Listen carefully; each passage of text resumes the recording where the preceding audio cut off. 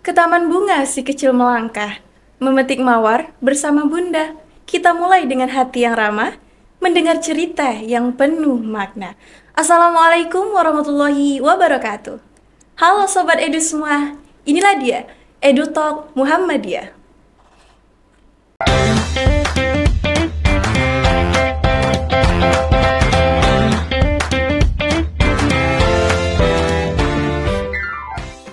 Di era globalisasi seperti sekarang, kemampuan berbahasa asing, terutama bahasa Inggris, bukan hanya menjadi nilai tambah, tetapi juga menjadi jembatan untuk meraih peluang di tingkat internasional. Hari ini, kita kedatangan narasumber yang luar biasa dari Program Studi Pendidikan Bahasa Inggris FKIP Universitas Muhammadiyah Palembang. Mereka bukan hanya mahasiswa yang berprestasi, tapi juga pernah menjalani pengalaman magang internasional di Filipina. Mereka adalah Meria Billah Ittaqi dan Febiola. Selamat siang Mbak Meria dan Mbak Febiola. Selamat siang. Oke, gimana nih kabarnya hari ini? Alhamdulillah baik. Alhamdulillah ya. Sehat semua ya? Sehat. Oke. Kita langsung saja ya. Apa nih alasan kalian memilih program studi pendidikan bahasa Inggris di FKIP Universitas Muhammadiyah Palembang? Dan apa yang menurut kalian itu membuat program studi ini berbeda dari kampus yang lain? Oke, jadi kalau saya sendiri memilih program studi pendidikan bahasa Inggris terutama karena sayanya suka sama bahasa Inggris dari waktu masih kecil. Wah, kayak anak iya, kecil iya. yang FOMO kayak gitu. Oke. Sama kayak geng-gengan suka kayak main slang dan suka nyanyi bahasa Inggris yang asal-asalan. Dari situlah mulai suka bahasa Inggris. Berarti dari kecil tuh udah seneng banget ya sama bahasa Inggris. Enggak seneng milih. banget, seneng aja sebenarnya. Oh, seneng aja ya. Iya. Oke, terus Nah, dari situlah mulai awalnya. Lalu kalau memilih untuk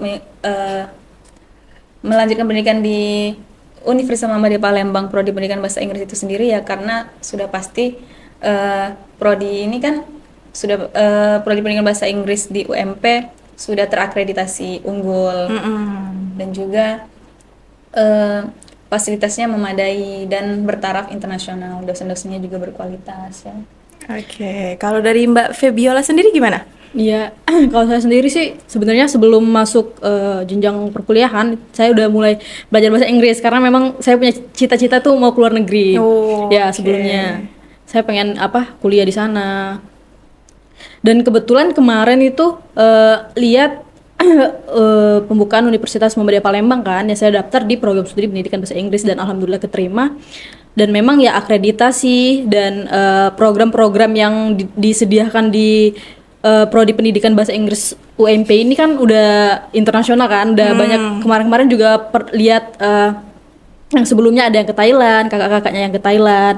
Jadi ya udah program-programnya tuh udah bagus lah, udah taraf internasional, dosen-dosennya juga kan luar biasa sekali ya, udah internasional semua. Ada yang di Australia, Profesor Indawan juga pernah ke Eropa. Ya, Oke, berarti sebelumnya tuh tahu program studi pendidikan bahasa Inggris di UMP tuh dari mana tuh? Cari informasinya gitu.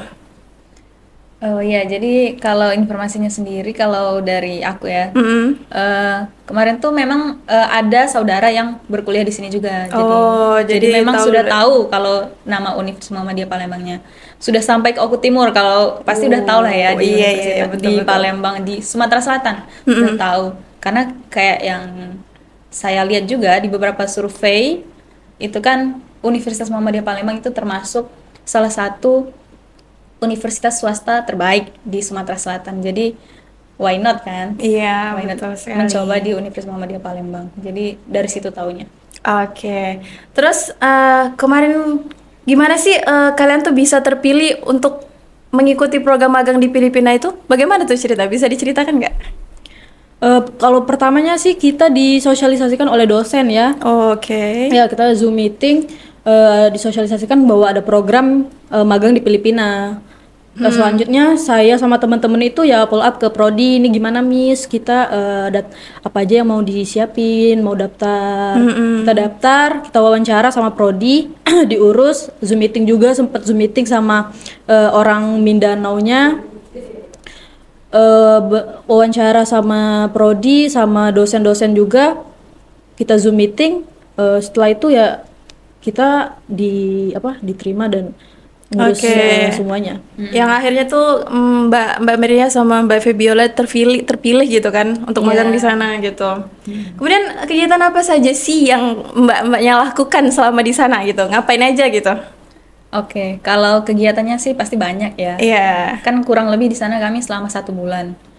Dan sebelum berangkat itu, saking mereka sudah persiapan matang untuk kegiatan ini, mereka sudah ada kayak roundan ya, roundan per hari.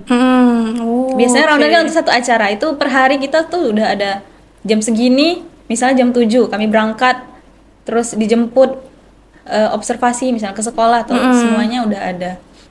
Jadi banyak kegiatannya. Yang pasti yang pokoknya karena kami di sana kan magang atau internship, jadi di situ pasti kami harus teaching practicum atau mengajar. Mengajar langsung mahasiswa di sana gitu. Bukan mahasiswa, siswa. Siswa. Junior high school atau SMP. SMP. Oke. Kalau Mbaknya gimana? Ya, selain ngajar ya banyak juga sih kita ngikutin kegiatan-kegiatan di kampusnya, karena kan kita di kampus Universitas of Mindanao. Kita juga waktu itu bertepatan sama hari PBB. Kita juga partisipasi sebagai salah satu perwakilan dari Indonesia. Kita juga jadi pemateri di sana, membawakan temanya itu perbedaan antara Filipina dan Indonesia. Terus juga ada kegiatan dari kampusnya, apa itu namanya? Intramural. Iya, intramural. Terus kayak pawai-pawai gitu di kampus gitu. Iya, acara keren tahunan banget ya. Acara tahunan mereka. Yang memang kayak bener-bener ruah dan megah gitu ya. Jadi itu pengalaman yang berharga lah. Berarti beruntung banget gitu ya bisa terpilih dan ke sana gitu, magang langsung gitu kan di luar negeri lagi. Kemudian untuk suasana belajarnya gimana Kak? Apa ada perbedaan antara suasana belajar di sana dengan di UMP gitu? Gimana? Untuk suasana belajarnya? Suasana mengajar atau kan kami kan di sana mengajar kan lebih banyak ke sekolah. Enggak di belajar enggak di kelas universitasnya di sana. Berarti gimana tuh suasananya? Kan, host institution kami kan University of Mindanao, tapi dari universitas itu mereka yang menjembatani ke sekolah-sekolah yang ada di sana. Itulah kami di sekolah yang namanya Maa National High School. Di situ kami mengajar public school. Public school tuh kayak sekolah negeri ya kalau di Indonesia. Jadi satu kabupaten, kabupaten bukan? Iya kayak bisa dibilang kabupaten. Jadi satu kabupaten tuh mereka hanya punya satu public school. Yang mana bisa kita bayangkan. Rame banget ya pasti kan? Iya, rame banget itu sekolah, sangat-sangat penuh. Satu kelas tuh bisa sampai 60 siswa. Wow, gede dong kelasnya ya? Kelasnya sebenarnya standar sama aja kayak di kita, tapi jumlah isinya anak-anaknya itu mungkin berarti padat banget ya satu kelas itu ya, melebihi kapasitas kan. Oke, ngomong-ngomong abis berapa nih? Dan fasilitas apa saja yang kalian dapatkan selama di sana gitu? Bisa diceritain? Untuk program ini ya kita cuma habis untuk biaya tiket pesawat. Untuk biaya makan, tempat tinggal dan transportasi selama di sana kita disediain dari universitas. Untuk makan kita 3 kali sehari. Kita itu awalnya ditawarin mau dimasakin atau mau masak sendiri. Karena kita wanti-wanti ya, memang dari awal kita wanti-wanti nanti disediain makanan apa kita nggak tahu. Jadi kami milih untuk masak sendiri. Jadi kita dikasih uang belanja melalui student body kita, salah satu student body kita temenin belanja terus tiap minggu belanja buat stok makanan. Ada bodyguard gitu. Ya, pastinya. Jadi kita masak sendiri di sana, sarapan pagi-pagi, masak buat sarapan, makan siang. Oke, jadi gratis gitu ya, cuma nyiapin duit tiketnya aja gitu. Iya. Jadi kayak selama 1 bulan itu kan bener-bener ditanggung makannya 3 kali sehari tadi. Terus fasilitas tempat tinggal juga. Jadi kami tinggal di kondominium. Iya. Apa itu kondominium? Semacam apartemen kah? Iya, ada kayak apartemen. Oke. Jadi apartemen kami tuh kayak ada di lingkungan yang dekat kampus juga. Benar-benar sebelah kampus. Jadi tuh kalau transportasi kami ke kampus, ke University of Mindanao itu juga nggak sulit kan. Cuma jalan kaki sebentar sudah sampai di kampus. Dan juga kalau untuk fasilitas transportasi kemana-mana atau ke sekolah kan, kami setiap hari harus ke sekolah. Kami juga disediakan fasilitas antar jemput dari pihak universitas. Wih, ada sopir ya. Enak banget ya. Udah gratis terus supirin lagi. Iya, jadi tuh kayak bener-bener bermanfaat banget sih ini program ini. Terus kebetulan kondominium kita itu salah satu yang agak pricey ya di sana ya. Agak pricey. Karena memang ada fasilitas dapurnya memang ada di dalam kondominiumnya. Kamar mandi, lift, ada kolam berenang juga. Kita bisa berenang kapan aja mau, malam. Kita ada playground untuk anak-anak, lapangan basket, rooftopnya juga. Luas banget ya berarti. Kayak komplek apartemen lah. Komplek apartemen. Wow. Dan itu kan available atau boleh untuk semuanya kan yang ada di apartemen itu, di area itu. Jadi kita pun juga menikmati di situ, misalnya berenang yuk gitu. Iya, malam-malam berenang. Memang jadi liburan kayaknya ya. Jadi magang berkedok liburan atau liburan berkedok magang gitu kan. Bisa dibilang kayak gitu. Iya, betul. Jadi bener-bener kita tuh nggak keluar banyak uang ya. Sama aja kayak misalnya di Palembang nih. Saya kan anak kos kan. Misalnya dikirim per bulan berapa? Kita ambil 1 juta. Sama aja kayak gitu, karena nggak keluar uang banyak di sana. Iya. Paling jajan-jajan kita sendiri ya, gatel mata. Mungkin sama kalau mau bawain apa untuk oleh-oleh gitu kan. Oke. Berarti cuma keluar duit tiketnya aja gitu kan. Pulang pergi itu. Iya. Pas berangkat itu nyiapin sendiri, cuma juga pulangnya juga. Iya. Sisanya gratis gitu. Gratis. Oh, kurang enak apa lagi coba gitu kan. Oke. Tapi memang dapat pengalaman yang lain juga, banyak keren kegiatan banget ya yang secara cuma-cuma bisa diikutin kayak gitu. Wah, keren banget ya gitu.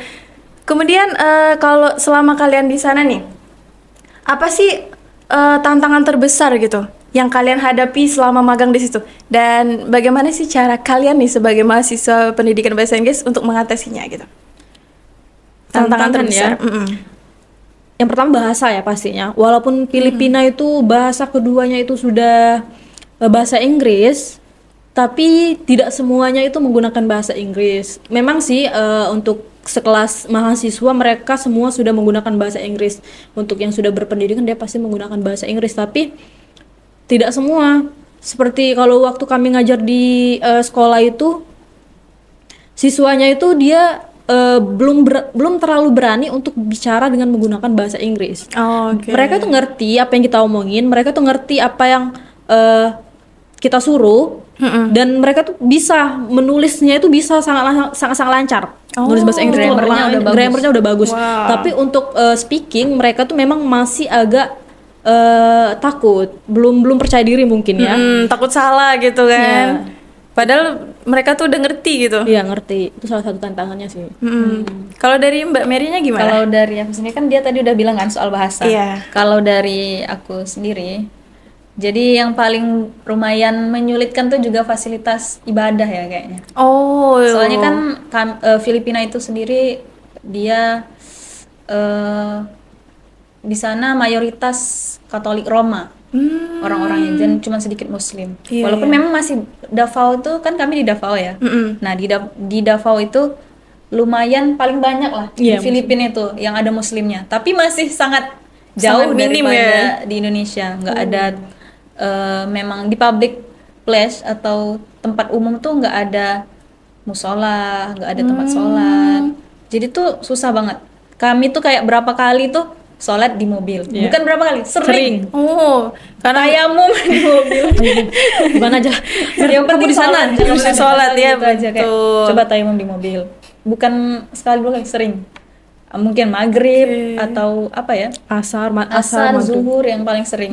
Jadi susah ya gitu ya untuk ibadahnya. Juga kan mereka tuh mungkin nggak ada kayak kita ya, ada break sholat. Mereka tuh memulai kegiatan, misalnya jam 5, sebelum kan jam 5 tuh baru mulai acara. Jam 6 kita kan pasti mau sholat maghrib kan. Kalau di Indonesia sendiri kan nggak mungkin orang mulai acara jam 5. Setelah maghrib atau setelah isya kayak gitu ya. Jam 8. Menyesuaikan waktu sholat. Jadi itu di sana nggak ada. Kami tuh kan wajib misalnya ngikut acara di situ jam 5. Jadi tuh gimana? Sedangkan maghrib itu tuh terbatas waktunya. Iya, betul sekali. Jadi pernah ya. juga kayak mungkin ya tergesa-gesa lari-lari kayak gitu sih. Jadi agak sangat tantangan yang lumayan menyulitkan. Iya, susah ya. Mm-mm. Oke, kemudian pelajaran paling berharga nih yang kalian dapatkan dan dari pengalaman magang kalian itu gimana? Pelajaran yang paling berharga gitu. Kalau saya ya pastinya banyak ya pengalaman di sana ya, karena di tempat orang dengan perbedaan budaya yang jauh sekali, perbedaan budaya yang jauh, terus jauh juga dari tanah air. Yang pasti kalau kita di sini apa-apa mudah, apa-apa semuanya instan, kayak mau makan tinggal pilih lah mau makan di mana. Iya. Semuanya halal. Semuanya halal. Di sana kita cukup selektif dalam memilih makanan. Ini ada babinya nggak ya? Oh, ini ada non iya, halalnya iya, nggak iya, ya? betul.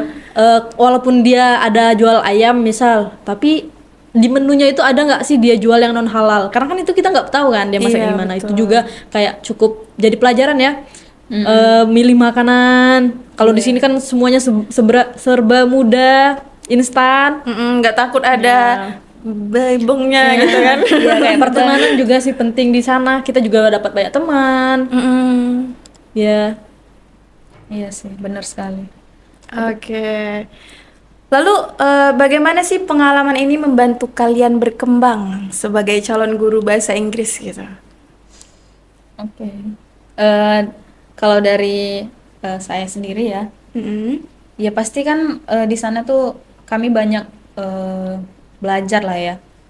Karena di situ internshipnya atau magang itu hampir sama kayak di UMP, ada 3 tahap. Kayak tahap mereka tuh nyebutnya F1, F2 sama intern. Kalau kita kan PLP1, PLP2 sama PLP3. Oh, iya ya. Nah, hampir sama. F1 tuh mereka observasi. Tapi itu bener-bener kayak lama aja. Sebulan tuh mereka misalnya 3 bulan. 3 bulan observasi tuh bener-bener observasi aja. Hitung per jam. Lama juga ya. Mereka tuh ngitungnya per jam, misalnya 140 jam untuk observasi. Kayak Hitungannya gitu. jam. Terus juga ada yang kedua tuh ada teaching assistant. Ya. Nah, kita nggak ada sih kayaknya ya teaching assistant.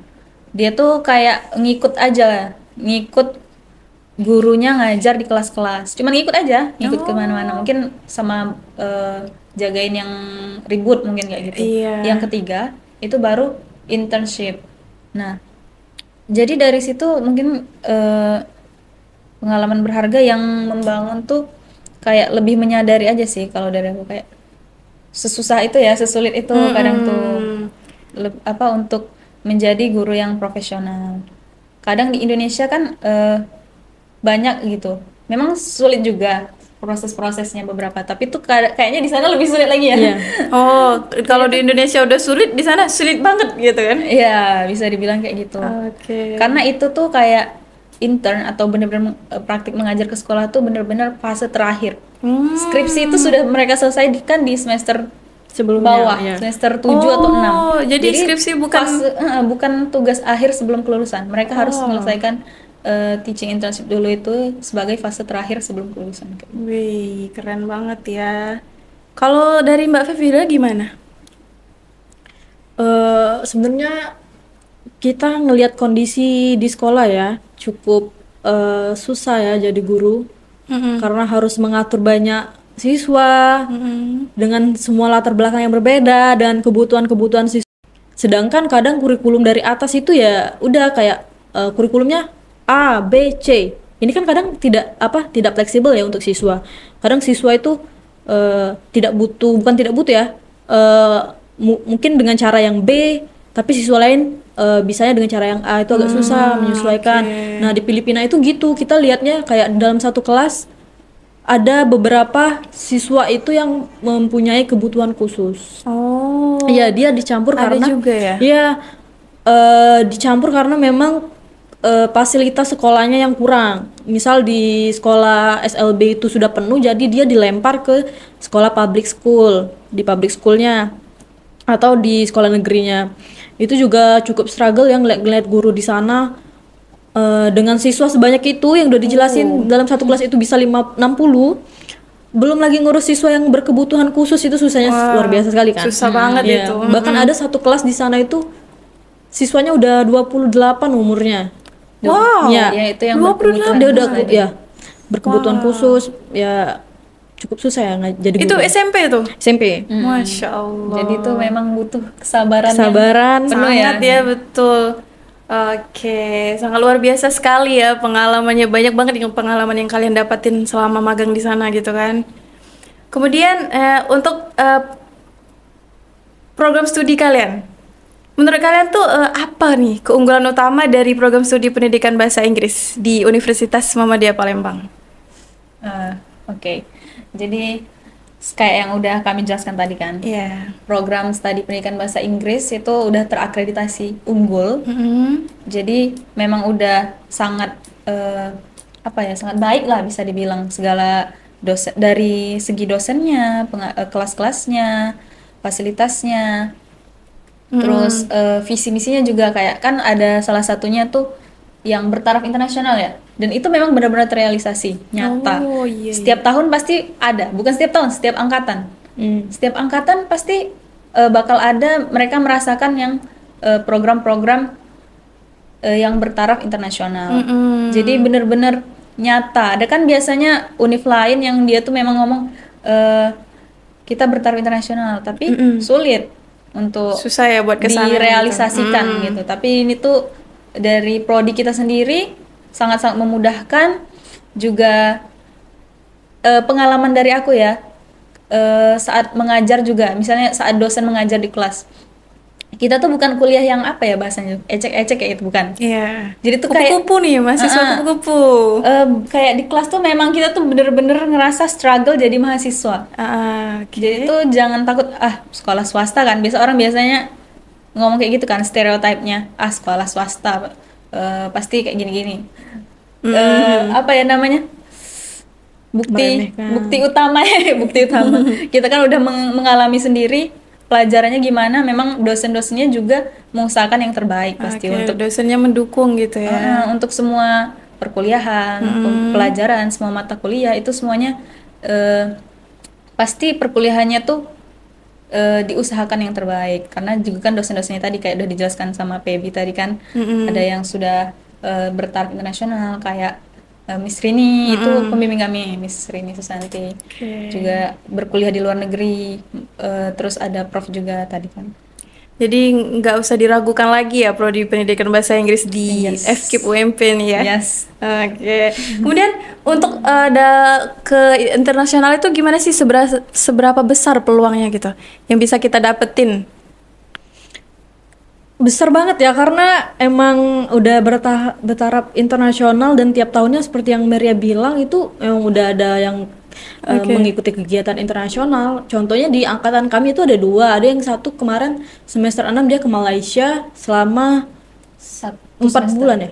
Ya 1 semester pokoknya. 1 semester dia ke Malaysia, 1 semester di Malaysia, kita 1 bulan di Filipina. Ini baru berangkat kemarin, bakal ngikutin internship juga di Thailand selama 2 atau 3 bulan gitu. Ya, jadi sebenarnya banyak program itu malah prodi yang prodi yang menyediakan. Jadi ya kita tergantung bagaimana kita mau ikut atau tidak, kita mau berpartisipasi atau tidak. Jadi jangan ragu, pasti prodi pendidikan bahasa Inggris tuh kayak menjembatani kita untuk program-program internasional. Baik. Terakhir nih, apa nih pesan kalian untuk adik-adik SMA nih yang masih bingung untuk memilih jurusan kuliah? Aduh bingung nih mau di mana nih, mau jurusan apa ngambilnya gitu. Apa nih pesan-pesannya? Oke, dari Mbak Febiola dulu boleh. Buat dari saya ya, pesan-pesannya yang pasti pilihlah jurusan yang setelah kalian lulus kalian bisa dapat peluang itu agak banyak. Ya, kayak kita bahasa Inggris, kita tidak hanya bisa menjadi guru ya. Tidak hanya menjadi guru, kita juga bisa menjadi tour guide, bisa menjadi translator, dan banyak lain-lainnya. Jadi itu harus pinter-pinter pilih jurusan, dan jangan ragu untuk pilih jurusan pendidikan bahasa Inggris di Universitas Muhammadiyah Palembang. Kalau dari Mbak Meria nih gimana? Kalau dari aku, pesan untuk adik-adik yang masih bingung mau ngambil jurusan apa lah ya. Ya, yang pasti yang nomor utama mungkin sesuai kemampuan kita kan. Nah, tapi bahasa Inggris itu sendiri untuk sekedar informasi untuk semuanya, itu kan English adalah bahasa global. Jadi itu banyak pekerjaan atau banyak job desk itu yang sekarang butuhkan bahasa Inggris. Jadi why not kan? Banyak sekali kayak jalannya gitu. Nah, jadi bahasa Inggris tuh penting. Nggak akan menyesal gitu kalau kamu milih bahasa Inggris, asal memang ada kemauan di situ. Iya, betul. Dan jangan lupa UMP itu unggul dan islami. Oke, wah, luar biasa sekali ya cerita pengalaman teman-teman kita yang magang di Filipina gitu. Semoga kisah mereka tadi bisa jadi inspirasi buat kita semua, khususnya adik-adik yang sedang mencari arah masa depan dan ingin berkembang tidak hanya secara akademik tapi juga secara global. Terima kasih sudah mendengarkan sampai akhir. Jangan lupa like, comment, and share dan subscribe. Dan pantengin terus episode-episode kita selanjutnya. Bye-bye. Assalamualaikum warahmatullahi wabarakatuh. Bye.